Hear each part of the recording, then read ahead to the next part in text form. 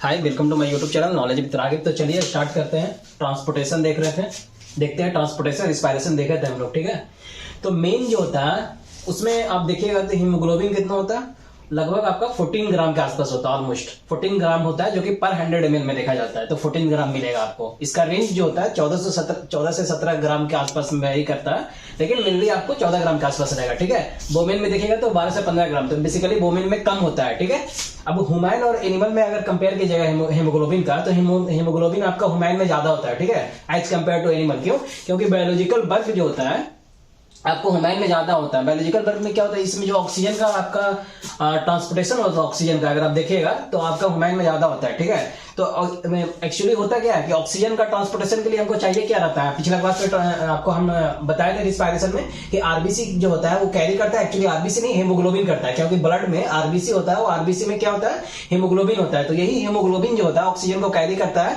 और ऑक्सीजन को क्या करता है, ये कैरी करने का काम क्या कौन करता है, ये करता है, और सेल्स को देता है। और वहां पे आप देख रहे थे कि सेल्स में क्या हो रहा था, चीजें सेल्स में आपके क्या हो रहे थे, जो आपका डाइजेस्ट न्यूट्रिशन हमको पढ़ाए थे फूड में, तो उसमें क्या हो रहा था, वहां पे न्यूट्रिशन जो है आपका, वो न्यूट्रिशन आपका सिंपलर फॉर्म में टूट रहा था। फूड से आपको न्यूट्रिशन मिल रहा था, वो सिंपलर फॉर्म में टूट रहा था। जैसे आपका कार्बोहाइड्रेट सिंपलर फॉर्म में आपका टूटा, स्टार्च जो है आपका, आप जो खाए हैं स्टार्च, तो वो ग्लूकोज का सिंपलर फॉर्म में टूटा, प्रोटीन आपका एमिनो एसिड में टूटा, तो वो सिंपलर फॉर्म में टूट रहा था। और उसको वहां पे हम लोग को क्या था, देखे थे आप रिएक्शन देखे थे, वहां पे ग्लूकोज को क्या हुआ कि आप ऑक्सीजन जब दे रहे थे तो वो इंटरनल रिस्पायरेशन एक होता है, एक्सटर्नल एक इंटरनल होता है। एक्सटर्नल में है कि बस आप नाक से लिए, सांस वगैरह लिए, और जो मेन एक्सचेंज हो रहा है गैसेस का, जहां पे एलवेली में हो रहा था। ठीक है, कार्बन डाइऑक्साइड ऑक्सीजन का कहां हो रहा था, एलवेली में हो रहा था। रिस्पायरेशन में हम आपको बताए थे, तो वहां से वो चीज को उठा के वहां सेल्स में दिया, और सेल्स में वो ऑक्सीजन का इस्तेमाल होकर एनर्जी फिर फाइनली मिला।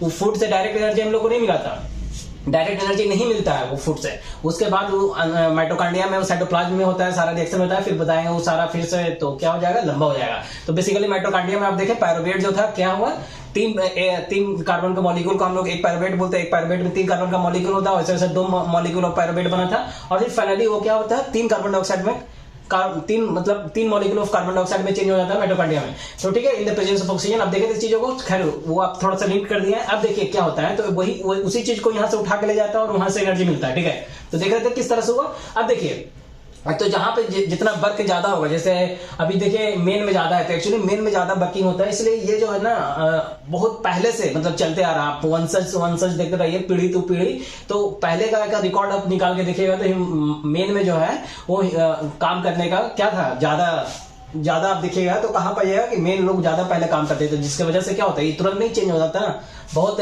टाइम लगता है चीजों को बदलने में। मौसम, और आप सुने हुए मौसम, और मौसम जो होता है मौसम, ठीक है,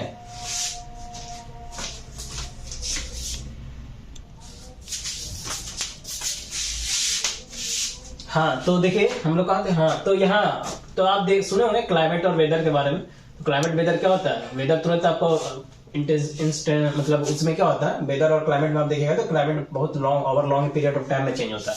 तो देखिए यहाँ ह्यूमन हम लोग देख रहे थे, यहाँ अब देखिए बेसिकली हम लोग का ट्रांसपोर्टेशन चैप्टर है, तो ट्रांसपोर्टेशन इन ह्यूमन बीइंग हमको देखना है। तो देखिए क्या होता है, एक्चुअली ब्लड जो है आपका, तो ब्लड में आप जानते हो ब्लड क्या है, कैसा है, कनेक्टिव टिश्यू है।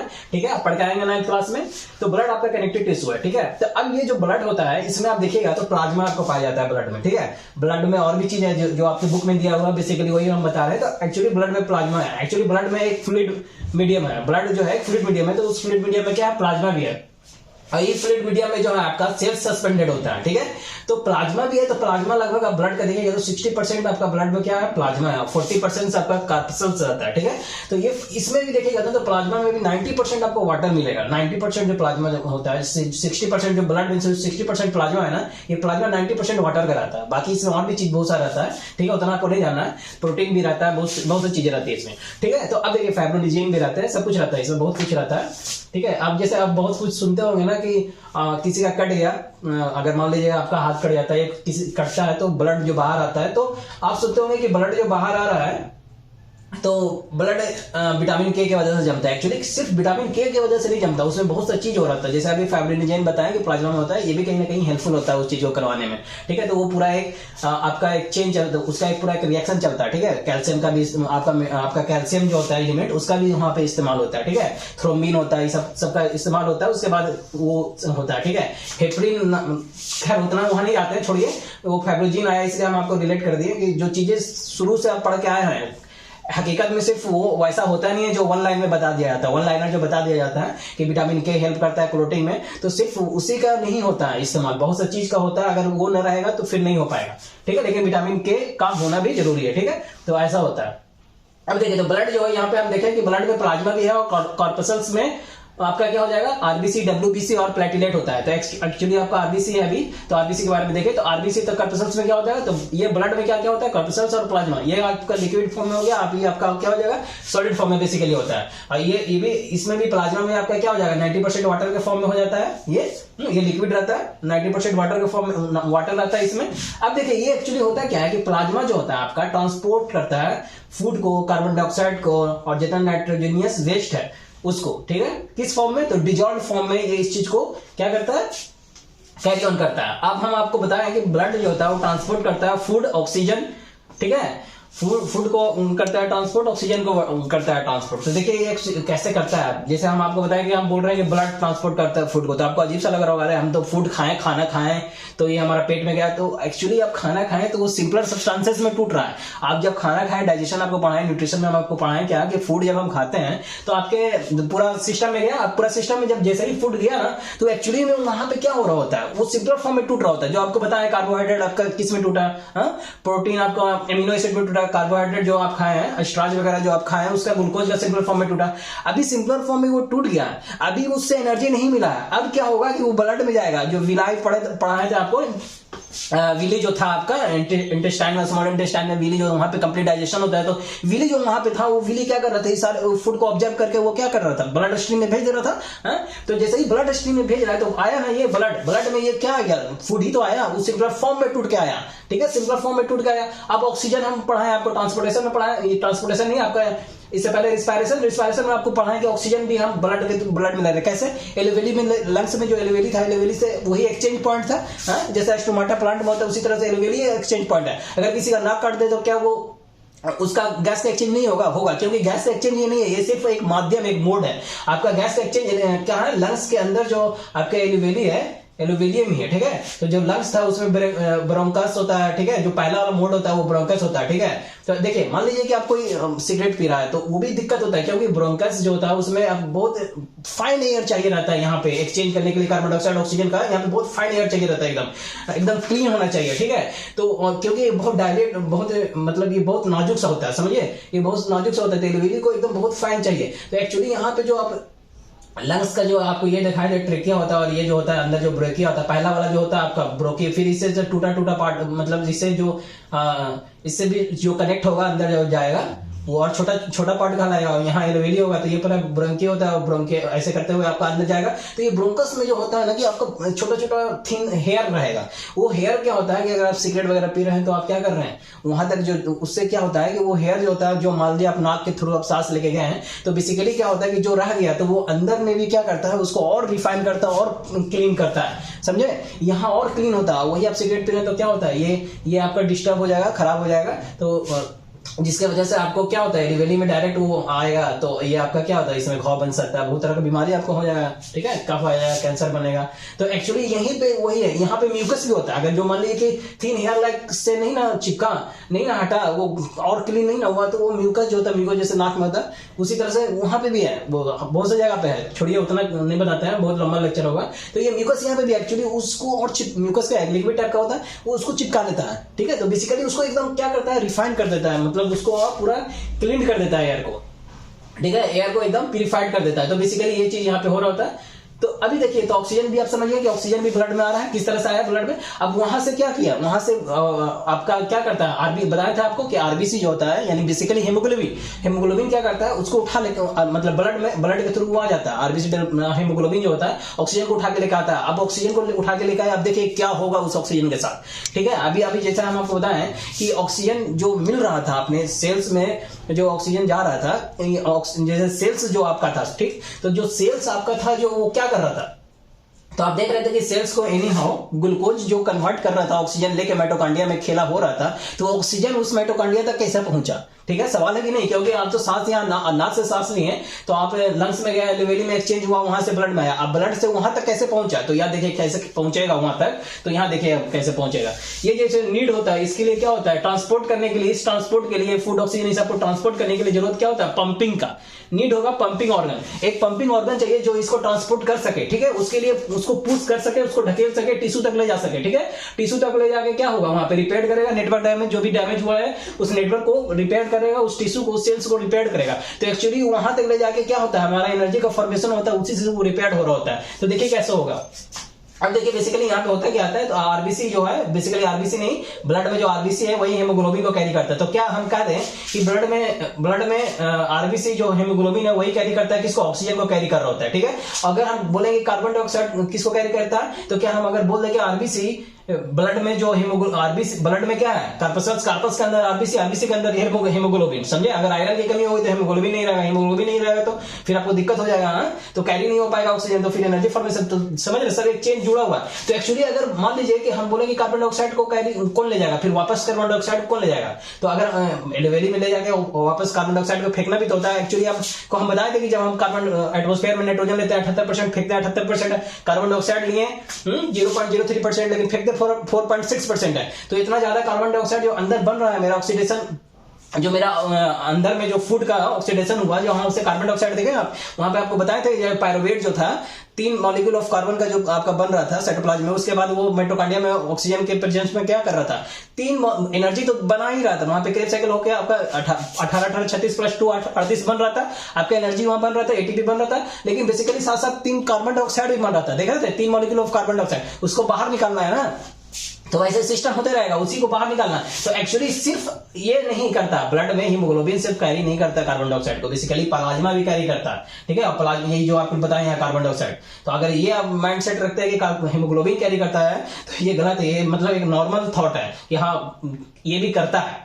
लेकिन आपको फिर वैसा पूरा जानकारी आपको नहीं मालूम है फिर तो एक्चुअली अभी ये प्लाज्मा भी करता है, कैसे करता है ये पूरा प्रोसेस आपको जानना नहीं है, अभी तो लंबा हो जाएगा, बताऊंगा वो। तो बेसिकली कार्बन डाइऑक्साइड भी करता है और डिजॉल्व फॉर्म में करता है, ठीक है, इसमें भी बहुत कुछ होता है, खैर अभी सिंपल फॉर्म में रखते हैं, नहीं तो ज्यादा लेंथी होगा और समझ नहीं पाइएगा। तो अब देखिए यहाँ पे क्योंकि हम 10th का पढ़ रहे हैं ना एनसीईआरटी, तो सिर्फ उतना ही रहता है, ज्यादा नहीं खींचते हैं, लेकिन एक बेसिक कनेक्ट किए हैं, बस सोचने की समझने की कोशिश कीजिएगा चीजों को।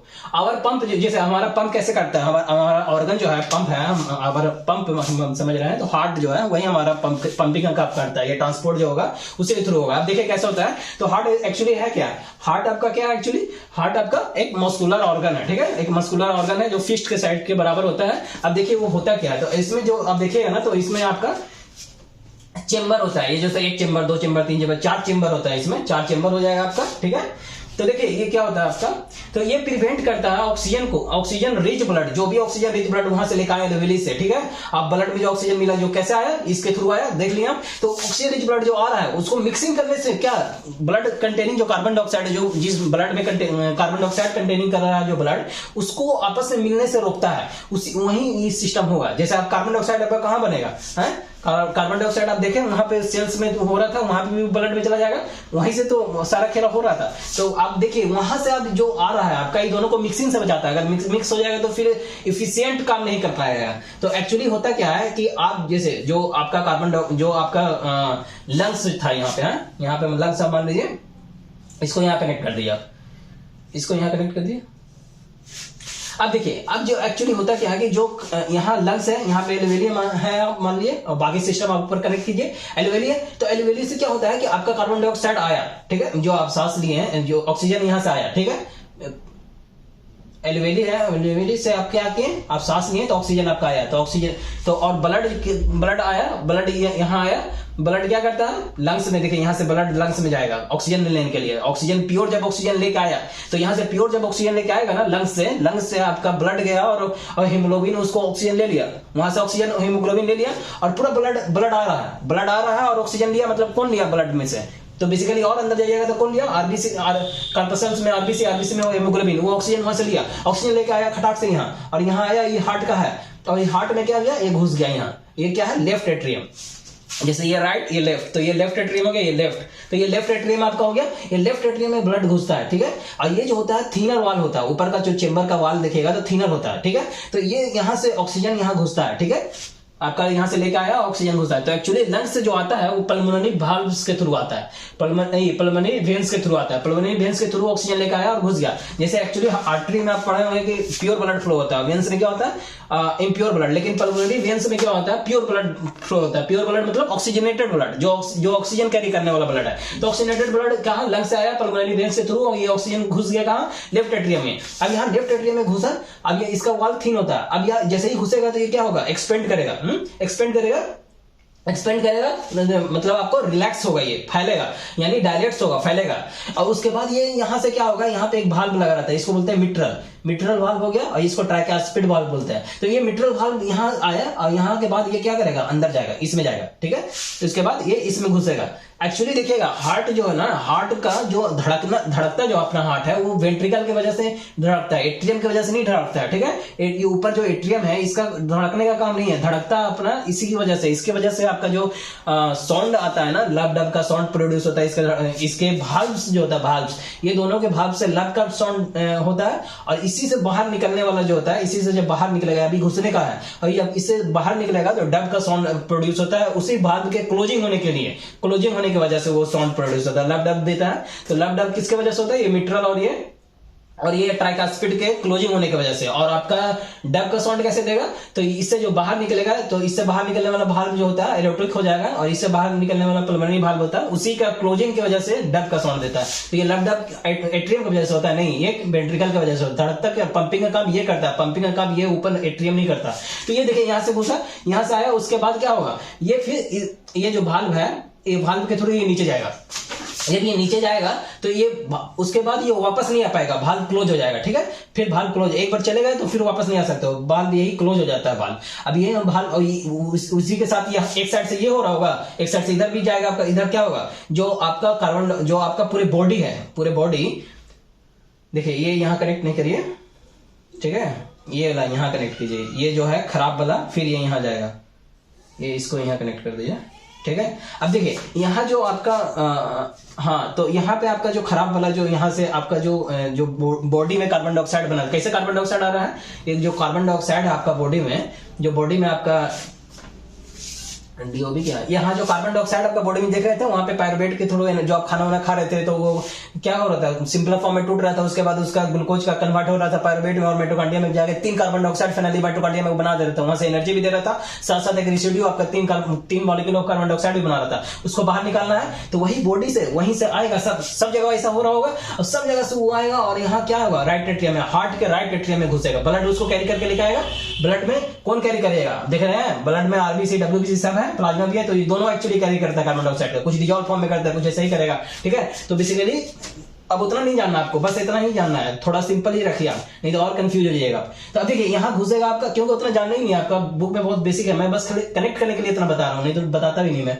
तो ये देखिए यहाँ से अब क्या होगा, लंग्स में एक्चुअली आएगा, जो है आपका पूरा सेल्स में बना जो कार्बन डाइऑक्साइड, वो वाला जो है ना राइट एट्रियम में घुसता है। तो कार्बन डाइऑक्साइड होता है जो डीऑक्सीजनेटेड ब्लड हो गया, जिसमें कार्बन डाइऑक्साइड है, जिस ब्लड में कार्बन डाइऑक्साइड है, तो वो क्या हो जाएगा, डीऑक्सीजनेटेड ब्लड, वो आके राइट एट्रियम में आपका घुसेगा, ठीक है। यहाँ राइट एट्रियम में घुसा, यहाँ प्योर वाला इधर से घुस गया लेफ्ट एट्रियम में। अभी तो ये इधर से इधर उतरेगा नीचे में, और ये इधर उतरेगा नीचे में, ठीक है। ये कॉन्ट्रैक्ट होगा, ये कॉन्ट्रैक्ट होगा करके नीचे उतरेगा।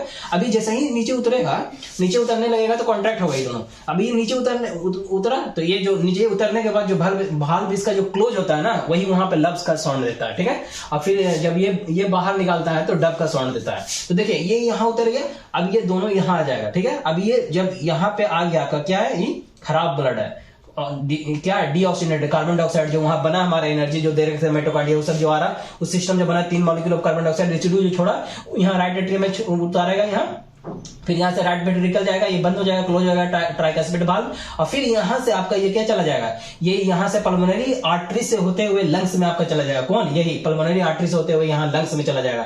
और यही कार्बन डाइऑक्साइड क्या हो रहा है, देख रहे हैं कार्बन डाइऑक्साइड, और यही कार्बन डाइऑक्साइड बाहर आ जाएगा। जो आप देख रहे थे 0.03% ले रहे थे, लेकिन 4.6% आप बाहर फेंक रहे थे, यही यहाँ से एलोवेली के थ्रू वो क्या हो जाएगा, पूरा सिस्टम के थ्रू वो बाहर चला जाएगा, समझ गए। अब यहाँ पे आप देखिए, ये सिस्टम में क्या हो रहा था कि जो प्योर वाला एलोवेली के थ्रू आ रहा था, ये कहां से, लंग्स से आ रहा था, पल्मोनरी वाल्व से होते हुए ये यहाँ लेफ्ट एट्रियम में घुसा, अब यहाँ ये अंदर नीचे उतरेगा, उसके बाद ये वाला वाल्व आपका मिट्रल वाल्व आपका क्लोज हो जाएगा, बाइकास्पिड वाल्व भी बोल सकते हैं, ये क्लोज हो जाएगा। उसके बाद ये लेफ्ट वेंट्रिकल में जैसे ही आपका आएगा, ये सबसे मोटा चमड़ी का होता है, इसमें यहाँ पे जो मस्कुलर वाल्व होता है बहुत इसका जो मस्कुलर वाल्व बहुत थिकर होता है, ठीक है, नीचे वाला का बहुत थिकर होता है, उसमें से भी सबसे थिकर इसका होता है, ठीक है। सिस्टोलिक और डायस्टोलिक होता है 120/30 80 सिस्टोलिक और डायस्टोलिक, ठीक है। तो सिस्टोलिक में क्या होता है, ये एक्चुअली क्या होता है, ये आपका हार्ट से ब्लड पूरे बॉडी में भेज रहा होता है, ठीक है। और ये क्या होता है कि पूरा बॉडी से ब्लड हार्ट में ला रहा है, तो पूरा बॉडी से ब्लड ये हार्ट में आ रहा है ना, यहाँ पे ये पूरा बॉडी से ब्लड हार्ट में आ रहा है, और यहाँ पूरा से बॉडी से ब्लड ये कहाँ चल जाएगा, पूरा हार्ट से ब्लड कहाँ चल जाएगा, बॉडी में, और पूरा बॉडी से ब्लड ये क्या हो जाएगा, हार्ट में आ जाएगा। तो ये जो हार्ट में आएगा ये नीचे ये हो जाएगा, डिस्टोलिक हो जाएगा, डायस्टोलिक, और ये सिस्टोलिक हो जाएगा, ठीक है। 120/80, ठीक है, यही ब्लड प्रेशर होता है, ब्लड प्रेशर, ठीक है, नॉर्मल में। अब यही नॉर्मल में लब डब साउंड होता है, अगर नॉर्मल इंसान है मतलब उसका हार्ट हेल्दी है, अगर हेल्दी है या हार्ट नहीं हो तो वो फिर लब डब साउंड नहीं देगा, वो दूसरा साउंड देगा, ठीक है। बहुत सा चीज होता है, PQRS उतना नहीं जानेंगे, फिर ज्यादा होगा वो। तो देखिए एक्चुअली वो फिर हेजिटिंग साउंड देगा, वो खराब साउंड देगा। तो यहाँ पे देखिए मरमरस बहुत तरह का भी साउंड होता है, ये बेसिक आपको चीजें बता रहे हैं, साउंड सिर्फ यही नहीं होता लेकिन ये बेसिक है, ठीक है। तो ये देखिए लेफ्ट डब होगा, यहाँ पे आप यहाँ से लेफ्ट वेंट्रिकल से क्या हो जाएगा, ये जब यहाँ आएगा तो फिर ये कॉन्ट्रैक्ट करता है एक्चुअली, ठीक है, कॉन्ट्रैक्शन होगा इसमें। एक्चुअली यहाँ पे आपका बुक में एनसीईआरटी बोलता है कि ये कॉन्ट्रैक्ट, ये जब यहाँ नीचे दे रहा होता है ना ब्लड, ये ब्लड लेफ्ट एट्रियम से जब लेफ्ट वेंट्रिकल में दे रहा होता है या राइट एट्रियम से राइट वेंट्रिकल में दे रहा होता है, तो ये बोलता है कि ये कॉन्ट्रैक्ट करता है। एक्चुअली ये कॉन्ट्रैक्ट करता नहीं है, ठीक है, वो चीज हो नहीं रहा होता एक्चुअली में। कॉन्ट्रैक्शन का काम यहां होता है जिसकी वजह से पंपिंग होता है। तो बेसिकली यही इसके जो होता है पंपिंग की वजह से अपना साउंड क्रिएट होता है, समझ गए। अब देखिए यहाँ पे एक्चुअली होता क्या है, लेफ्ट वेंट्रिकल जो होता है ना, ये लेफ्ट वेंट्रिकल यहाँ से आपका फिर वो ब्लड कहाँ हो जाएगा, ये पूरा पंप कर रहेगा यहाँ, और पूरा ब्लड आपका पंप आउट हो जाएगा बॉडी में, ठीक है। तो वेंट्रिकल्स जो होता है वही पंप करता है ब्लड को टू द वेरियस ऑर्गन्स में। तो वेरियस ऑर्गन्स में भेजने का काम कौन करता है, वेंट्रिकल करता है, यही पंप करता है एक्चुअली, ठीक है। पंपिंग का काम यही होता है, इसी की वजह से लेफ्ट डब का साउंड प्रोड्यूस होता है, ठीक है। तो आपका ये कोई सिस्टम बचा क्या, फिर इसका आगे मैं कंटिन्यू करता हूँ।